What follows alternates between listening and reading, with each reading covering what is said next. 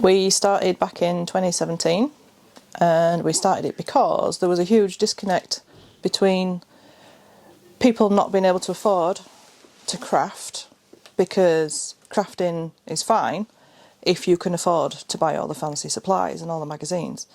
So there's people out there that, you know, crafting's good for your well-being, but what do you do if you can't afford all the stuff?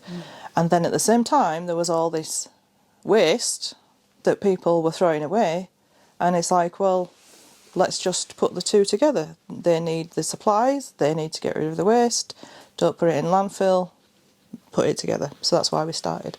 My own mum's craft stash was binned when she died, so that was like a catalyst really for me to think all that stuff just got put in the bin and it could have been used by somebody.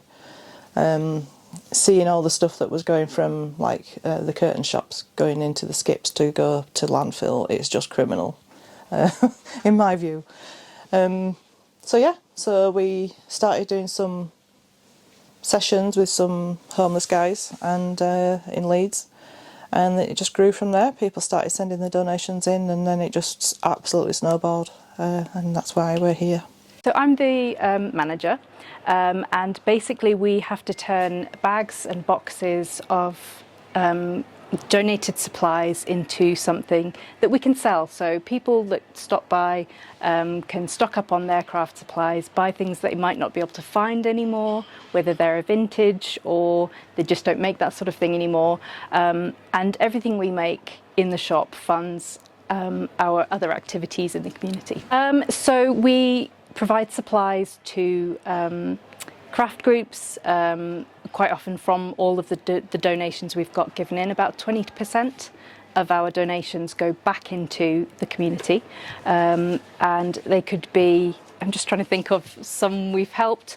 We recently donated some tapestry and embroidery threads to a college where the teachers buy their own supplies. We have helped local groups like play groups. We try to put maybe a 20% markdown from some of the recommended retail prices that you'd see on the high street or on the internet, where it's not always possible to tell how much these things are worth. So, but we do try and keep that in mind when we're pricing things, that anyone, if you've got some pocket money, if you've got 10p, you can come in and buy a pencil. Whereas, you know, if you've maybe got your eye on something a little bit more expensive, we've got some jewellery making equipment that's quite expensive, you'll still be saving money than if you had bought it from a big commercial company. I'm always pleased by how many people stop in, and even if they just spotted us, this is the first time they've ever heard of us, they come in and say, what a lovely little shop, you know, or everything's priced reasonably. And that's what people are telling us, and that it reminds us that, yeah, we've got it right, we're doing the right things. So I'm an art therapist, qualified from the Northern Programme. A number of years back, I have run art therapy groups here at Crafting4Good, and also mindful journaling, which is not art therapy, but it's more art as therapy, getting people involved in mindfulness through creating visual images. So anything that puts you in the present moment and stops you thinking about the past or the future, both areas can be problematic for people's mental health. If you're very much focused on the here and now, then you're not stressing about what's gone or what's to come.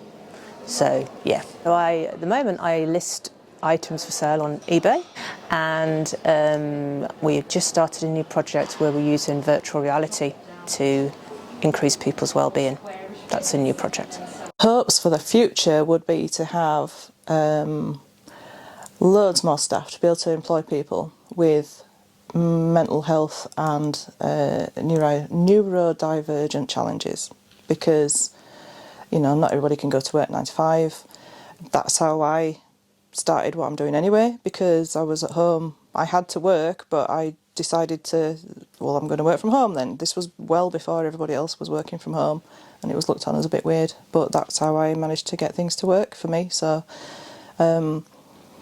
when you struggle with anxiety and you're being told you need to get a job and it's like, well, I can't work in certain situations, come here, because there's stuff that we can have you doing. We have volunteers that do not want to be out in the front of the shop, but they can happily work in the back, coming in the back way because they don't want to come through the mall.